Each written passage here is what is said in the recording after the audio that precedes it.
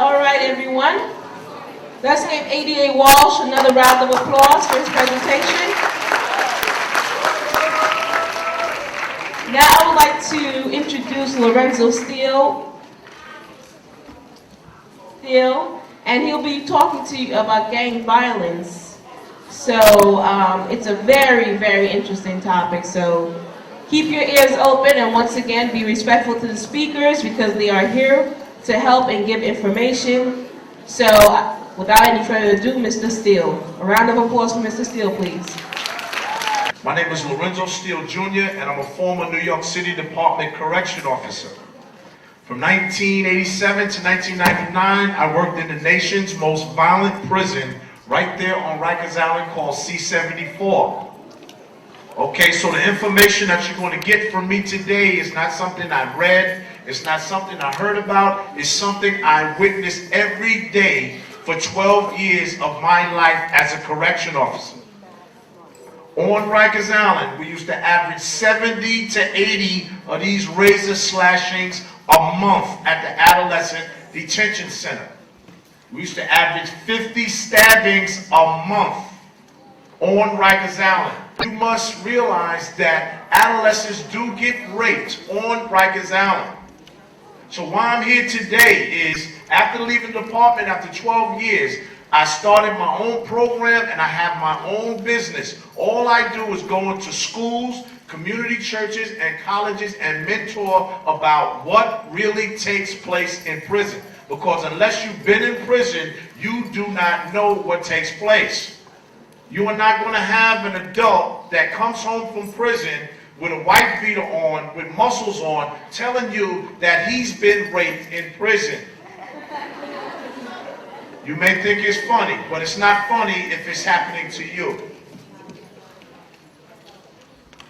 This is a documentary I created called Scarface for Life. I got tired of looking at documentaries on TV that glorify prison, glorifying drugs, glorifying carrying and using guns.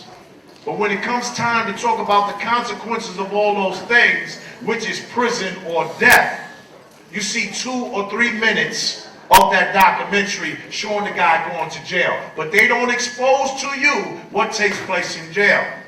So when the officer tells you you're going to do 3.5 years for carrying a gun in jail, 3.5 years may not sound like a lot of time to some of you now. But at the end of this presentation, 6 minutes in jail is going to seem like a lifetime.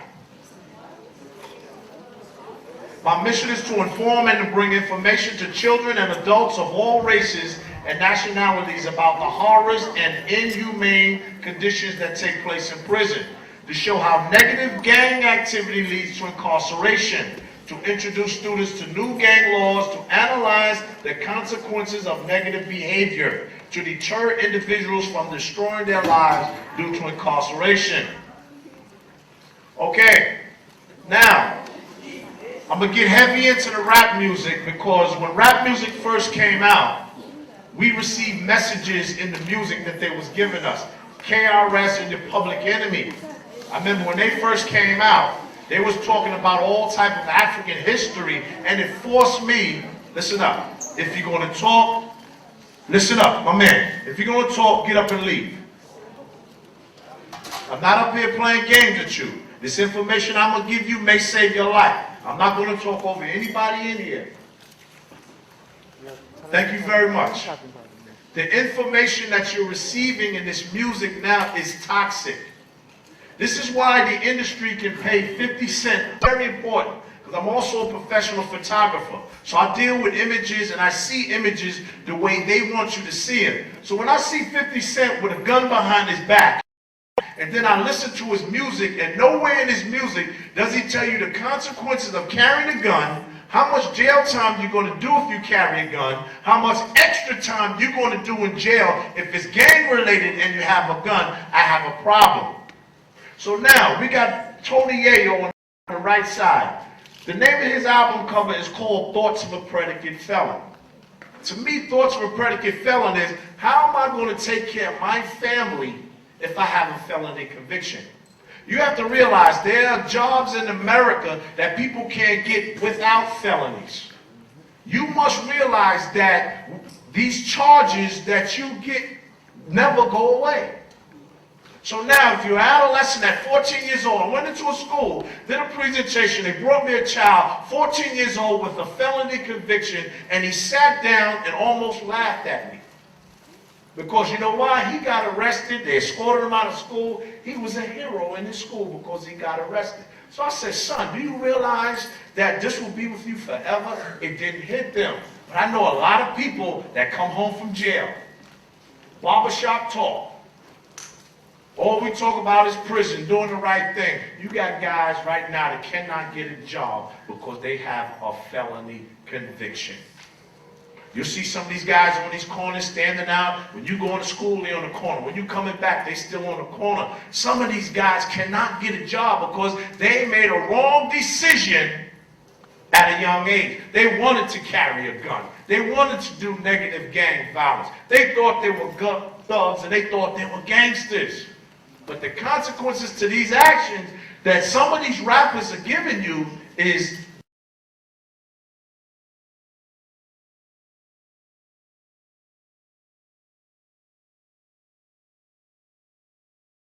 death or incarceration. We have to analyze the hooks that they're giving you today. I'm a hustler, I'm a hustler, I'm a gangster, I'm a thug. These do something, these images and the messages do something to your mind, because if you look at in the hood, everybody wants to be a thug and a gangster. Nobody wants to be the guy going to college. The guy in college is the one to get laughed at. This is what's taking place with your generation of the music that you're receiving and not being able to decipher what's really going on. So the consequences to all these things, all these negative messages of death or incarceration. There's nothing in the middle, wanting to be a gangster, wanting to be a thug, wanting to be a hustler. These are the consequences, death or incarceration. And I'm going to share something with you today, because 87 to 99, the adolescents on Rikers Island were 14 to 21 years old. I seen 14-year-olds go through things that they would wish they were dead. They wish they were dead.